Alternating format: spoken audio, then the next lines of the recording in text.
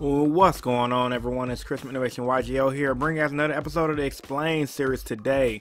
And on today's episode, I'm going to be explaining the Skyfang Brigade deck in detail. Now, this deck right here, everyone's been raving all over YouTube, talking about the first pirate archetype. Oh my god, WTF, extra hyped, etc., etc. I guess people just clearly love the artwork. I'm not that impressed by it, just typical Yu-Gi-Oh artwork to me, the anime-esque artwork. But overall, this archetype is looking to be pretty hype. So in today's video, I'm going to read over every card from the archetype and explain how they will function properly in detail and look towards how the deck will play in the near future. But before we get to the actual video, I'm going to ask everyone to politely hit that like button. Today's goal is 200 likes. If we can get 200 likes, it'd be great. Try to help push me in this new YouTube algorithm. So, as I always tell you guys, let's get into it. Starting off with the first card. Beat Swordsman of the Skyfang Brigade. Pretty cool artwork, 1200 attack, 500 defense, 3 stars, Earth monster. During your main phase, you can special summon one Skyfang monster from your hand, except Beat Swordsman of the Skyfang Brigade. If another Skyfang Brigade monster is special summoned to your field, while this monster is on the field, you can add one Skyfang Brigade monster from your deck to your hand, except Beast Swordsman or Skyfang. You can only use each effect of Beast Swordsman or Skyfang once per turn. So that's pretty solid because he searches out for the deck, which is really great. Anything that's going to tutor is good. I don't have his type right here, so I guess it's going to be like a wing beast or whatever. But with that being said, just with him tutoring cards from the deck is really solid. And I forgot to mention that these cards they come from a deck building pack over in the OCG. Hopefully in the TCG we might get it in the form of a 10 or in the form of a gold series or whatever, however the Konami wants to bring over to the TCG. But I don't expect us to get these until like maybe summertime. So, but it's still good to read over and to see what they do. Next up, Blavo, the fighter of the Skyfang Brigade. Now this guy looks pretty cool. Kind of reminds me of like a lot of different monsters that be from different animes. It's pretty dope. During your main phase, you can special summon one Skyfang monster from your hand, except Blavo, fighter of Skyfang Brigade. If another Skyfang monster is special summoned to your field while this card is on the field, you can make all Skyfang monsters on the field gain 500 attack and defense at the end of the turn. You can use each effect of Skyfang Blavo fighter per turn. So essentially, if you guys can see, there's a recurring theme. They all have the same effect. During your main phase, when you bring them out, they do something. So they kind of have that spamming effect, very similar to Yosenju's. So they pretty much work in essence to OTK and or to get cards to the field to do potential link plays and or single plays.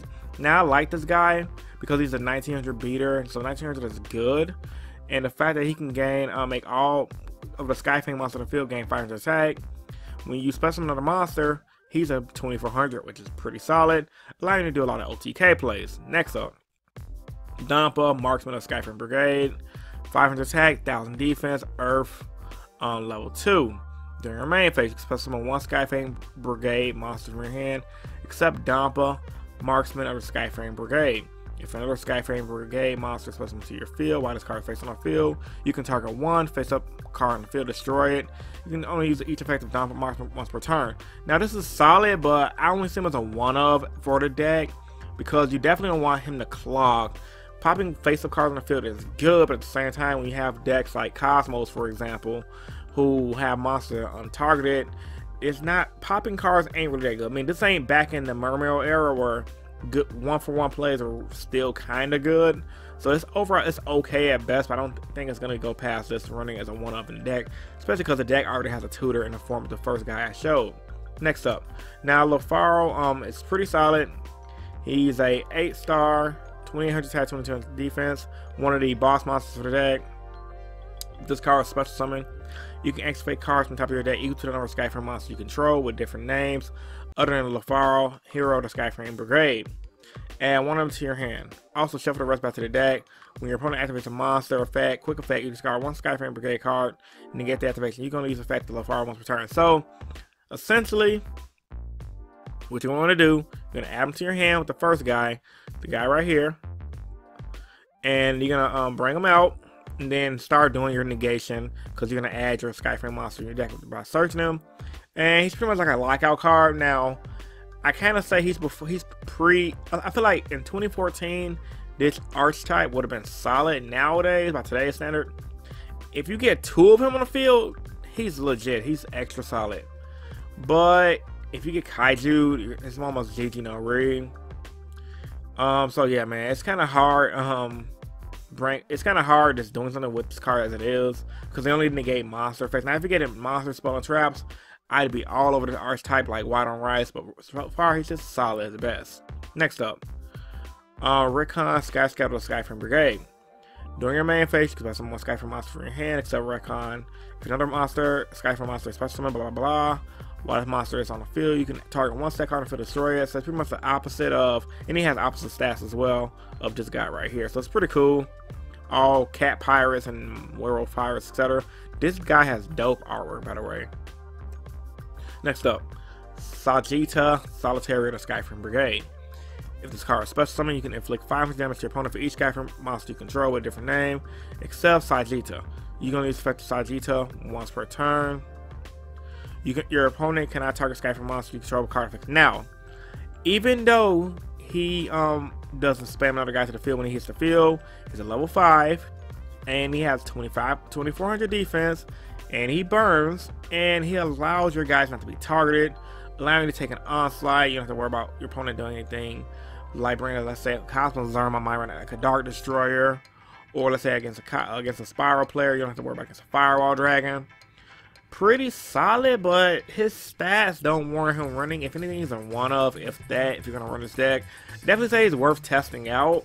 Use my 3-2-1 method for that for testing out, but overall, I think it's just a one of. Next up, Wiz Sage Skyfang of the Brigade. 600 attack, 20 defense, 7-star, water type. Pretty decent.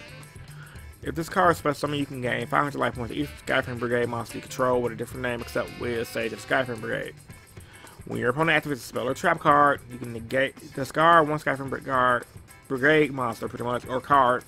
To negate the activation, you can only use the effect once per turn. So, essentially, in order to do some damage really with the deck, you gotta bring out Wiz and LaFaro, and you pretty much got negation and everything.